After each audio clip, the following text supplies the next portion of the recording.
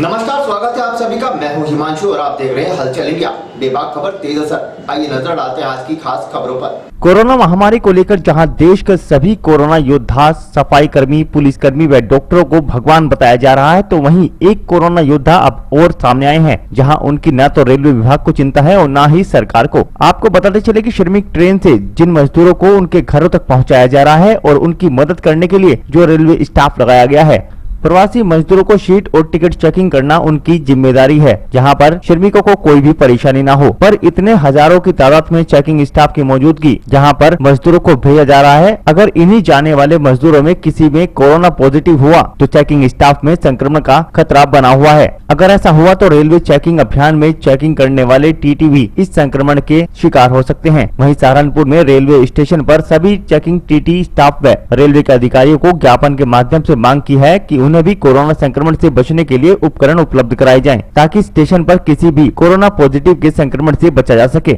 और मैं एक चेकिंग स्टाफ में सीटीआई के पद पे भी हूँ। हम सभी लोगों की यही मांग है कि कोरोना जिस तरीके से प्रकोप चल रहा है, हम उस प्रकोप में हमारी जो ड्यूटी लगाई गई है, वो जितने भी श्रमिक यात्री हैं उनको सुरक्षित उनकी सीट नंबर और उनको कोच में बिठाना और उनकी सब एंट्री हम लोगों ने करनी है। और हमारा फ्रंट में हम लोग सामने रहते हैं, परंतु हमारे पास कोई भी किट की सुविधा नहीं है। जो प्रॉपर किट, कोविड किट होती है, सुरक्षा किट होती है, वो कोई हमारे को नहीं दी गई है। हमने अपने सीनियर डीसीएम से मांग की है कि जिस तरीके से इस प्रकोप बढ़ रहा है उससे बचाव के सुरक्षा के लिए हमें किट प्रोवाइड कराई जाए और हमारी व्यवस्था को भी सुचारू रूप से चला सकें। जो मजदूर स्पेशल चलाई जा रही हैं उनमें कार्य कर रहा हूँ। कोच को मेंटेन करना, उनकी टिकट प्रॉपर देना, यात्रियों को सही तरीके से गाइड करके उनके डिब्बों में बिठाना, मास्क लगाने के लिए निर्देशित करना, ये सभी कार्य पिछले 3-4 दिनों से कर रहा हूँ। और सहारनपुर स्टेशन से चलने वाली जितनी भी श्रमिक स्पेशल हैं वे नियमानुसार सुचारू रूप से चल रही हैं। अब तक किसी प्रकार की कोई शिकायत या कोई दंगा बलवा नहीं हुआ है। इसी के साथ सभी चेकिंग स्टाफ यहाँ से अच्छे तरीके से काम कर रहा है। यहाँ पर ऑफिस से सीमित मात्रा में मास्क और सैनिटाइजर उपलब्ध कराया जा रहा है, जिसको सभी लोगों के लिए वो पर्याप्त नहीं होता है। प्रशासन से मेरी मांग है कि अधिक संख्या में, अधिक मात्रा में सैनिटाइजर और फेस शील्ड और सैनिटाइजर, मास्क ये उपलब्ध कराए जाएं।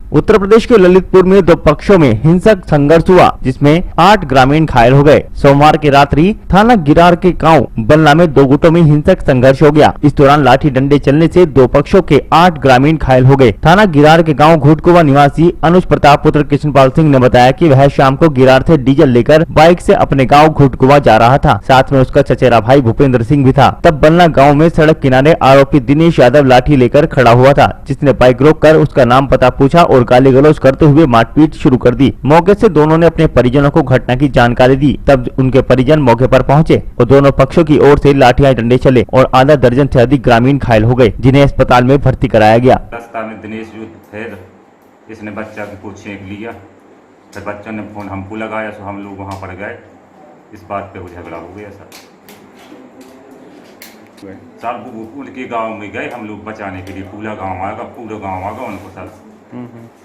तो क्या दोनों गांव के लोगों के बीच पुरानी कोई रंजिश या दुश्मनी चल रही है? नहीं सर, कोई रंजिश दुश्मनी नहीं चली। जो दारू को जो दादा गुंडा है सर शुरू से, इसको आज तक इस पे आतंक इतने रिकॉर्ड है, 20 रिकॉर्ड है सर। इस पे कोई कंट्रोल नहीं है। पुलिस कमीशन ले लेती है, छोड़ देती है। वहाँ पे बदनाम एक गांव पड़ता है बीच में, उसमें एक आदमी है दिनेश यादव नाम का। उसने बीच रोड पे खड़ा हुआ था लट लेके, बड़ा सा लंबा सा बांस का लट। उसने रोका और फिर पूछा कि तुम कहाँ के हो? तुमने बोल दिया खुटकुआ। कौन हो? अनुज, मतलब बोल दिया हमने ठाकुर है। तो बोलने लगा तुम्हारी मतलब गाली देगी, गाली गलौज करके बोला और फिर लठ मारने लगा सब लोग। हम दोनों को 2 लोग थे हम लोग, एक भूपेंद्र सिंह परमार और हम। और ऐसे ही हमने घर वालों को फ़ोन लगा दिया थोड़ी आगे बढ़ के, तो घर वाले आ गए। तो मतलब उन लोगों को समझाने बुझाने आए 2-4 जन। तो समझाने बुझाने आए तो ये लोग मतलब सारा गांव आ गया इकट्ठा, तो उन लोगों ने भी लट्ठबाजी मतलब स्टार्ट कर दी है, लट्ठ चलाना, तो हम लोगों को घायल कर दिया सब ज़्यादातर लोग।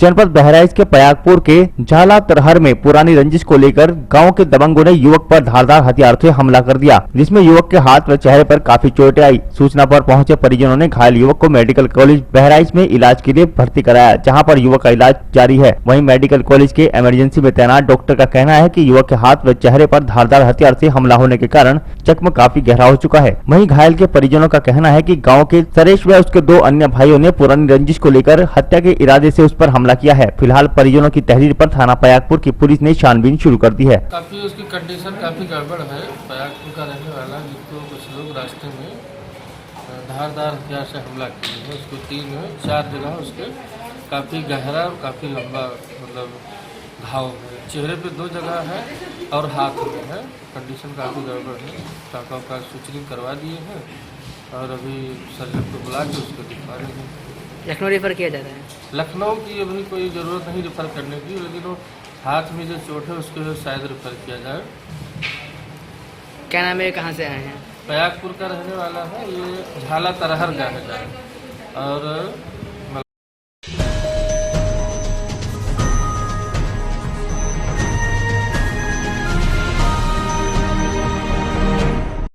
कोविड-19 की अंतर्राष्ट्रीय महामारी के दृष्टिगत चौथे चरण के लॉकडाउन की अवधि 31 मई तक बढ़ाए जाने के उपरांत केंद्र सरकार के दिशा निर्देश में राज्य सरकार द्वारा हरिद्वार जिले को ग्रीन जोन घोषित किए जाने के उपरांत धर्मनगरी हरिद्वार के मुख्य बाजार, मोती बाजार, बड़ा बाजार, राम बाजार, अपर रोड इत्यादि क्षेत्रों में व्यापारियों ने राज्य सरकार द्वारा हरिद्वार को ग्रीन जोन घोषित किए जाने की इस पहल का पूर्व कृषि उत्पादन मंडी समिति अध्यक्ष वरिष्ठ व्यापारी नेता संजय चोपड़ा ने हरिद्वार को ग्रीन जोन किए जाने की मांग का स्वागत करते हुए मुख्यमंत्री त्रिवेंद्र सिंह रावत सहित सरकार का आभार प्रकट किया। वहीं राज्य सरकार से पुनः मांग की है कि धर्मनगरी हरिद्वार के मठ मंदिरों सहित उत्तराखंड चारधाम यात्रा व धार्मिक गतिविधियों को कोरोना के बचाव के संसाधनों सहित सामाजिक दूरी के साथ संचालित किए जाने की मांग को भी दोहराया।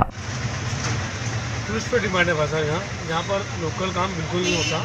सब दुकानदार यहाँ पर आए हैं, खोल के चले जाएंगे। यहाँ सब आदमी सब टूरिस्ट पे डिमांड है। यहाँ कोई काम धाम बिल्कुल नहीं होगा।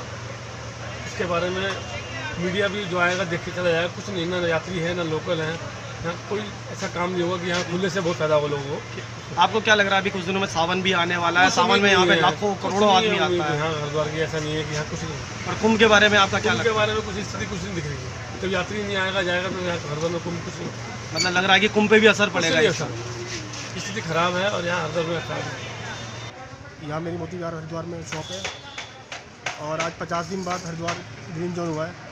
आज हमारी दुकानें खुली हैं और 2-2.5 महीने से हम बड़ा स्ट्रगल कर रहे थे। लेबर को तनख्वाह भी देनी पड़ रही थी और दुकान भी हमारा बहुत नुकसान हो गया है। चूहों ने बहुत माल काट दिया है। जगह जगह सफाई चल रही है। 2 महीने बाद आज खोल के हम सफाइयाँ कर रहे हैं दुकानों की। और यात्री का तो अभी आने का हिसाब है नहीं, जब तक यहाँ पे ढील नहीं मिलती।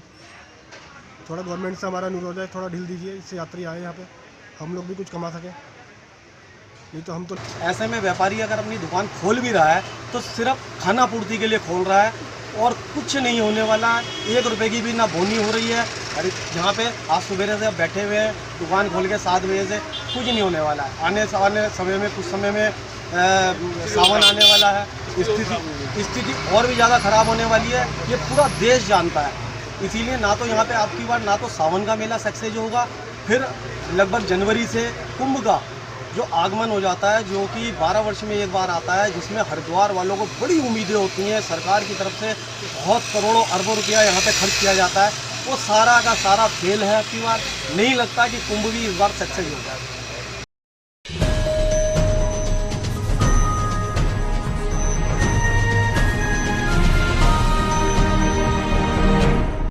बागपत के रमाना थाना क्षेत्र में हत्या की वारदात सामने आई है, जहां जनसेवा केंद्र संचालक की रिटायर्ड फौजी ने गोली मारकर हत्या कर दी और फरार हो गया। हत्या की वजह मामूली कहासुनी बताई जा रही है। फौजी जनसेवा केंद्र पर कुछ काम कराने के लिए आया था, तो तभी उनके बीच किसी बात को लेकर कहासुनी हो गई, जिसके बाद फौजी ने लाइसेंसी बंदूक से दीपक को गोली मार दी और उसकी हत्या कर दी। घटना की सूचना पर पहुंचे पुलिस ने मृतक के शव को कब्जे में लेकर पोस्टमार्टम के लिए भिजवा दिया और मामले की जाँच पड़ताल शुरू कर दी। दिन दहाड़े हत्या की वारदात रमाना थाना क्षेत्र के किरठल गाँव में सामने आई है, जहाँ दीपक और उसका भाई अपनी दुकान जन सेवा केंद्र पर बैठे हुए काम कर रहे थे। तभी पूर्व फौजी विपिन आया और उसने दीपक को सटाकर लाइसेंसी बंदूक से गोली मार दी, जिससे दीपक की मौके पर ही मौत हो गई, जबकि बराबर में बैठा उसका भाई बाल बाल बच गया। हत्या की वारदात को अंजाम देकर फौजी फरार हो गया। गाँव के ही एक प्रत्यक्षदर्शी महक सिंह ने बताया कि इनके बीच किसी डॉक्यूमेंट बनवाने को लेकर कहासुनी हुई थी, जिसके बाद गुस्साए फौजी ने लाइसेंसी बंदूक से हत्या कर दी। फिलहाल पुलिस ने शव को कब्जे में लेकर पोस्टमार्टम के लिए भिजवा दिया है और मामले की जांच पड़ताल शुरू कर दी है। करीब 3:30 बजे अपने इनका जन सेवा केंद्र की दुकान है इनकी बाजार के अंदर किरठल गांव में।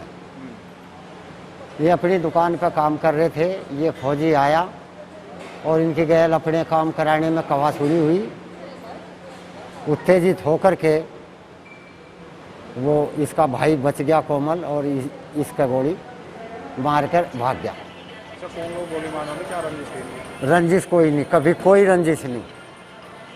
वो अलग पट्टी का है, ये अलग पट्टी के हैं, कोई खानदान नहीं, कुछ नहीं। अच्छा, क्या करते हैं ये? जमीन भी है 12 बीघे इनके पास, और दोनों भाई जन सेवा केंद्र पे ही काम करें, उस दुकान पे ही काम करते हैं दोनों भाई। जमीन अपने चाचा को दे रखी इन्होंने बोने के लिए।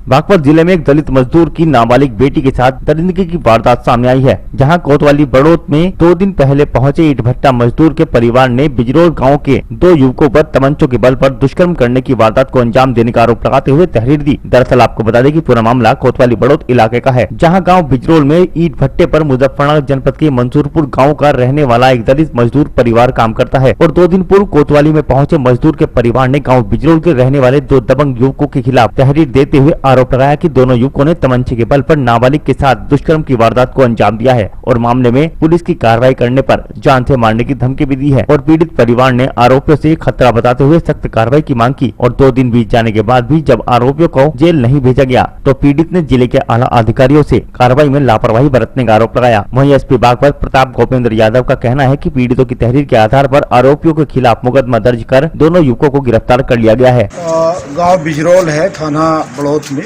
वहाँ पर एक नाबालिग बच्ची के साथ दुष्कर्म की सूचना प्राप्त हुई थी थाने पर। इसमें रिपोर्ट दर्ज कर ली गई है और जो नामजद लोग हैं, 2 व्यक्ति इसमें नामजद थे, दोनों को गिरफ्तार कर लिया गया है। बाकी इनकी मेडिकल करवा करके और 164 का बयान करवा करके जो भी वैधानिक कार्रवाई बनती है वो पूरी की जा रही है।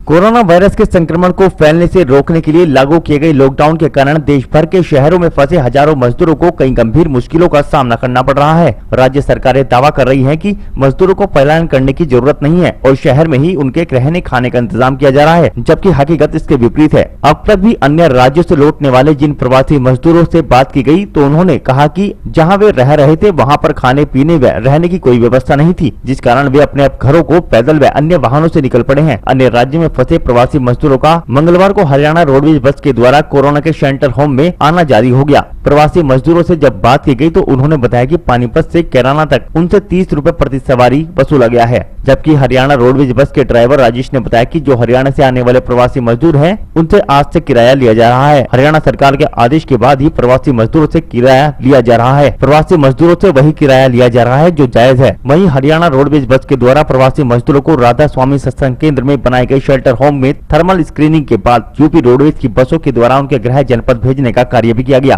बस के ड्राइवर आप? हाँ जी, मैं हरियाणा रोडवेज हरियाणा राज्य परिवहन से ड्राइवर पद। प्रवासी मजदूर ला रहे हैं, कहाँ से ला रहे हैं? पानीपत से। तो किराया वसूला जा रहा है प्रवासी मजदूरों ने बताया? हाँ जी, आज से किराया लगा दिया इन पे। जो आने वाले जो प्रवासी मजदूर हैं उनसे आज से किराया लिया जा रहा है। कितना लिया जा रहा है? जो जायज बनता है 30 रुपए किराया है जी। कैराना तक का 30 रुपए लिया जा रहा है। शेल्टर होम तक का? हाँ जी। तो ये किसके आदेश पर लिया गया है? इससे हरियाणा सरकार के आदेश से लिया जा रहा है। हमारे को टीएम साहब के ऑर्डर थे कि किराए से ही गाड़ियाँ जाएंगी, तो ऊपर से वहीं से टिकट बन के आई हैं और वही किराया लिया जा रहा है जो जायज है। एक बार में कितनी सवारियाँ लाई जा रही है?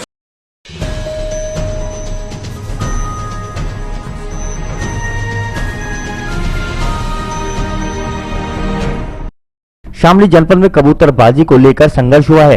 कबूतरबाजी का विरोध करने पर दबंग लोगों ने एक परिवार के साथ मारपीट की। दबंगों ने धारदार हथियारों से हमला बोल दिया, जिसमें एक महिला सहित 5 लोग घायल हो गए, जिनमें 3 की हालत गंभीर बनी हुई है। दरअसल मामला कांदला थाना क्षेत्र के कस्बा गंगेरू का है, जहां पर 2 पक्षों के बीच जमकर संघर्ष हुआ। बताया जा रहा है कि एक पक्ष ने दूसरे पक्ष के लोगों को मारपीट कर घायल कर दिया। दबंगों ने एक पक्ष पर लाठी, डंडों व धारदार हथियारों से हमला बोल दिया। पीड़ितों की खता बस इतनी थी कि उन्होंने घरों के छत पर कबूतरबाजी का विरोध किया। पीड़ितों का कहना है कि घरों की छत पर बाहरी लोगों को बुलाकर कबूतरबाजी करते हैं, जिससे घर की महिलाओं को पर्दे में रहना पड़ रहा था, जिसकी शिकायत पीड़ितों ने दबंग लोगों से की थी। जिसके बाद आरोपियों ने विरोध में मारपीट करना शुरू कर दिया और एक महिला सहित 5 लोगों को घायल कर फरार हो गए। आरोपी युवकों के नाम यूनुस, अहमद अली, वसीम, नदीम व राशिद हैं। मारपीट के दौरान मामले की शिकायत पुलिस से की गई, जिस पर पुलिस तत्काल मौके पर पहुंची और घायलों को कांदला सीएचसी में भर्ती कराया, जहां से डॉक्टरों ने 3 को शामली जिला चिकित्सालय के लिए रेफर कर दिया।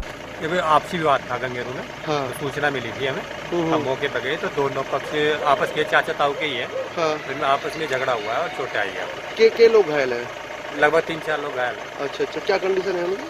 कंडीशन ऐसे नॉर्मल ही है, लेकिन थोड़ा बहुत कोई किसी ने डंडा वगैरह मार दिया है। हाँ। तो थोड़ी बहुत हल्की फुल्की चोटें हैं।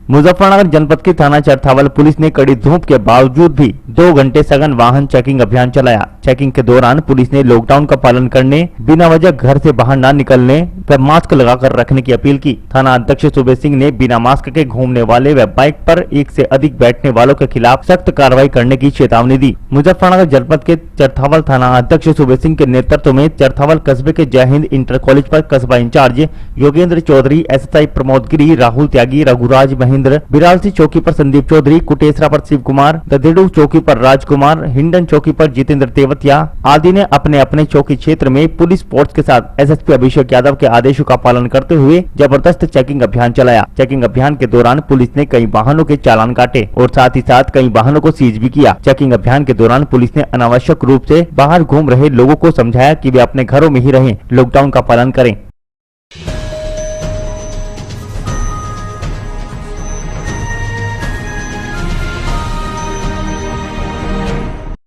लॉकडाउन 4.0 को लेकर डीएम जसजीत कौर ने विस्तृत जानकारी दी। कंटेनमेंट जोन के अंदर कोई भी एक्टिविटी अलाउ नहीं होगी। पर्सनल यूज आइटम जैसे घरेलू व पारिवारिक प्रयोग के वस्तुओं की दुकानों को सोमवार, बुधवार व शुक्रवार को खोलने की अनुमति दी गई है। सुबह 7 बजे से 12 बजे तक यह दुकानें खुल सकेंगी। अन्य कैटेगरी की दुकानें मंगलवार, बृहस्पतिवार व शनिवार को सुबह 7 बजे से 12 बजे तक खोली जा सकेंगी। बाकी दुकानों को 7 बजे से 12 बजे तक खोलने की अनुमति है। शाम के 7 बजे से सुबह के 7 बजे तक पूर्ण लॉकडाउन रहेगा। केवल इमरजेंसी सेवाओं को छूट मिलेगी। वहीं 4 पहिया वाहनों पर 1 व्यक्ति आगे और 2 व्यक्ति पीछे बैठने की अनुमति है। बाइक पर 1 व्यक्ति को हेलमेट सहित अनुमति दी गई है। धार्मिक कार्यक्रम, मनोरंजन, मॉल, हॉल आदि बंद रहेंगे। शादी के कार्यक्रम में केवल 10 आदमियों को ही शामिल होने की अनुमति दी गई है।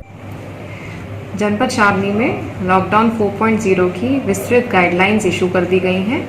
मुख्यतः बातें उसमें ये हैं कि कंटेनमेंट जोन के अंदर कोई भी एक्टिविटी अलाउड नहीं रहेगी।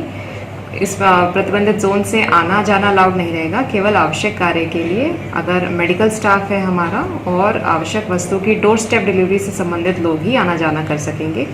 कंटेनमेंट जोन के बाहर कुछ चेंजेस लाई गई हैं। जो हमारे बाज़ार हैं उनकी अनुमति दी गई है। बाज़ारों में हमने 2 कैटेगरी बनाई है। एक हमारे पर्सनल यूज़ आइटम्स की चीज़ें हैं, घरेलू और पारिवारिक उपयोग की वस्तुएं, उनको हम बाज़ारों को सोमवार, बुधवार और शुक्रवार को खोलने की अनुमति दे रहे हैं, सुबह 7 बजे से लेकर दोपहर 12 बजे तक। इसके अलावा जो अन्य कैटेगरी की दुकानें हैं वो बाकी के 3 दिन मंगलवार, बृहस्पतिवार और शनिवार को 7 बजे से लेकर 12 बजे तक खुल सकती हैं। इसके अलावा आवश्यक वस्तुओं की दुकानें जैसे सब्जी की, दूध की, दवा की, किराने की, मिठाई की, बेकरी की, ये सभी दिन सुबह 7 बजे से 12 बजे तक खुल सकती हैं। संडे को बंद रहेगा। कोई भी किसी भी प्रकार की दुकान जो है वो खुली रहने की अनुमति नहीं है। इसके अलावा जो मेन चेंज है, शाम को 7 बजे से लेकर सुबह 7 बजे तक किसी भी प्रकार का आवागमन सड़कों पे अलाउड नहीं रहेगा। सिर्फ एसेंशियल और इमरजेंसी सेवाओं से जुड़े लोग ही बाहर निकल सकते हैं। इस समय में जनपद में 4 पहिया वाहन पर 1 व्यक्ति आगे और 2 व्यक्ति पीछे की अनुमति होगी। बाइक पर केवल एक व्यक्ति की अनुमति होगी। यदि महिला पीछे बैठी है तो उसको अलाउ किया जा सकता है, पर दोनों को, बाइक पे बैठे हुए लोगों को हेलमेट का उपयोग करना पड़ेगा। इसके अलावा जो हमारी मेन चीज़ें थी, मंडी पूर्व की भांति सुबह 7 बजे तक खुलेगी। कोई भी परमिशन शादी की, ब्याह की या किसी भी और प्रोग्राम की पूर्व अनुमति लेनी पड़ेगी और ज़्यादा संख्या में लोग इसमें एकत्रित नहीं हो पाएंगे। इसके अलावा हमारे कोई भी धार्मिक कार्यक्रम, पूजा पाठ की, हमारे धार्मिक स्थल, ये सब लोग सब नहीं खुलेंगे। जिम्नेजियम, पिक्चर हॉल, ये सब नहीं खुलेंगे। इसके अलावा एक एडिशन जो किया गया है, रेस्टोरेंट्स यदि होम डिलीवरी करना चाहें तो उसकी अनुमति दी जा सकती है। इसके अलावा जो डिटेल इंस्ट्रक्शंस हैं वो लिखित में जारी कर दी गई हैं।